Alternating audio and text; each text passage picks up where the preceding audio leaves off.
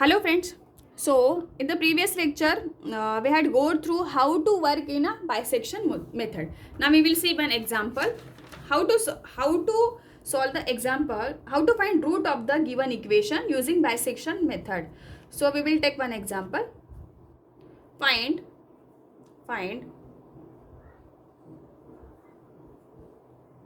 root of the equation x cube minus x minus 4 equal to 0, x cube minus x minus 4 equal to 0. Correct to how many decimal places we had taken? 4 decimal places. By what?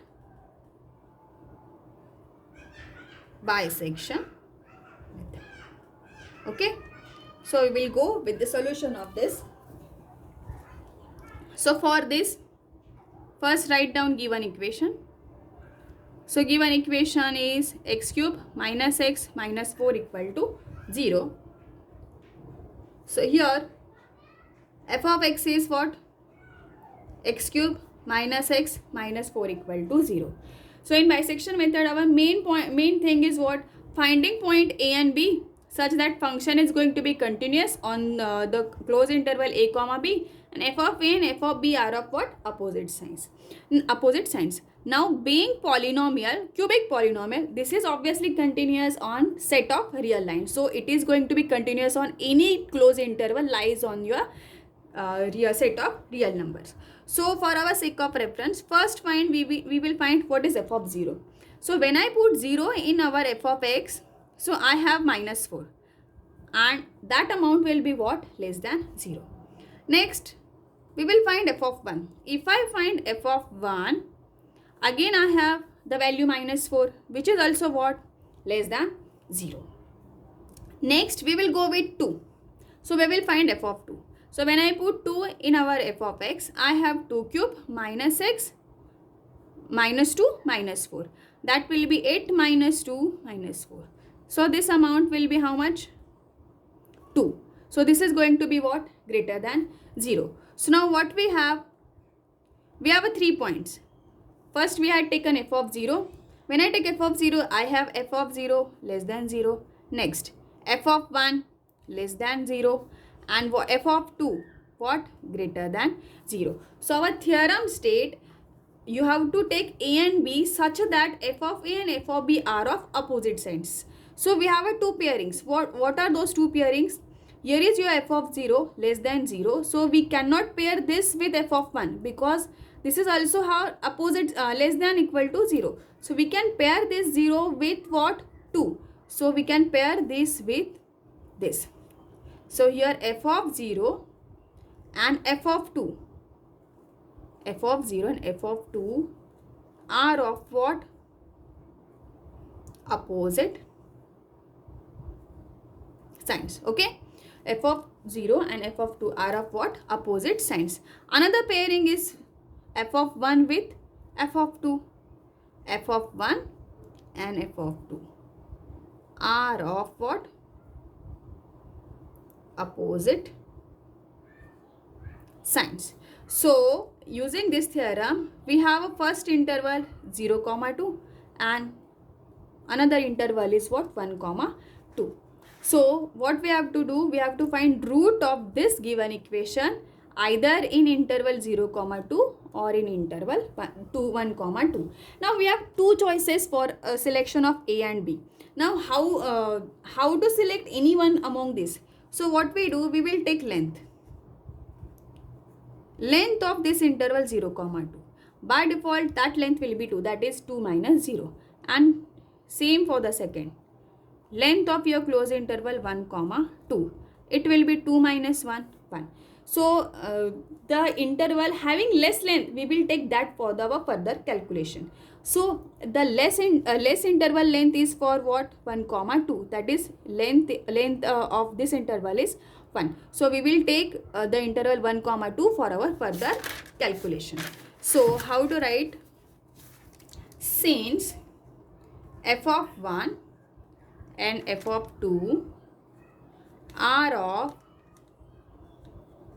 opposite signs are of what? Opposite signs. Therefore, the root of given equation lies between 1 and 2. What?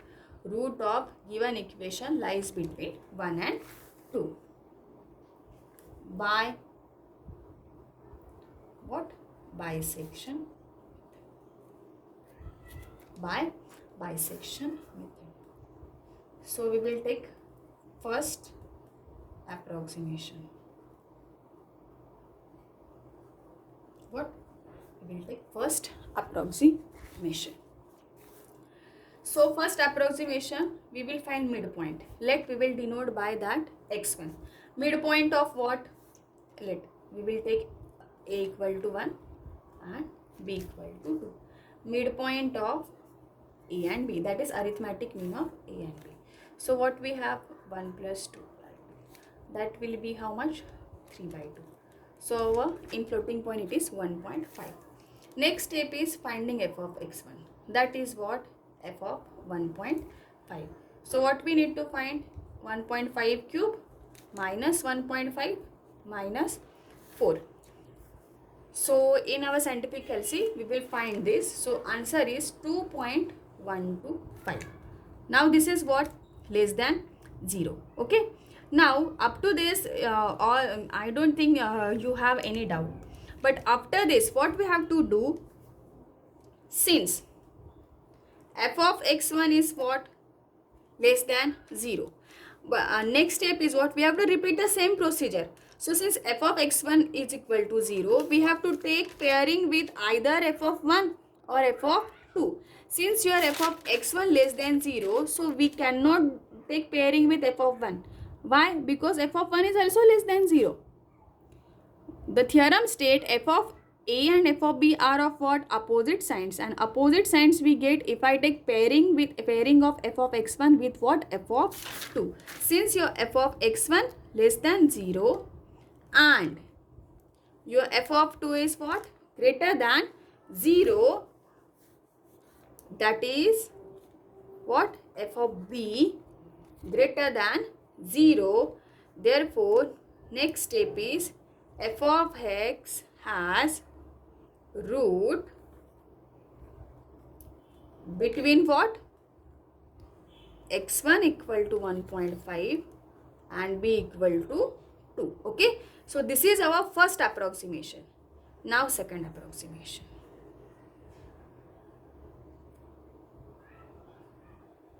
What? Second approximation. So in second approximation, what we are going to evaluate? We are evaluate x2. Now how we will evaluate this x2? This x2 will be midpoint of x1 and b. So x1 plus b by 2. So 1.5 plus 2 by 2. So this will be 1.75. Okay, 1.75.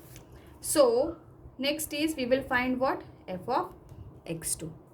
So f of x2 we will find. So it will be again 0.3906.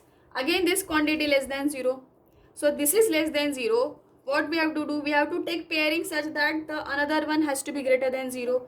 If I go above, so what we have? F of x1 less than 0. So we cannot take pairing of f of x1 and f of x2. But what we have? F of 2 greater than 0.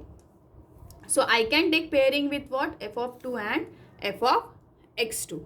Okay. So since our f of x2 less than 0 and what we have? F of b, that is f of 2 greater than 0.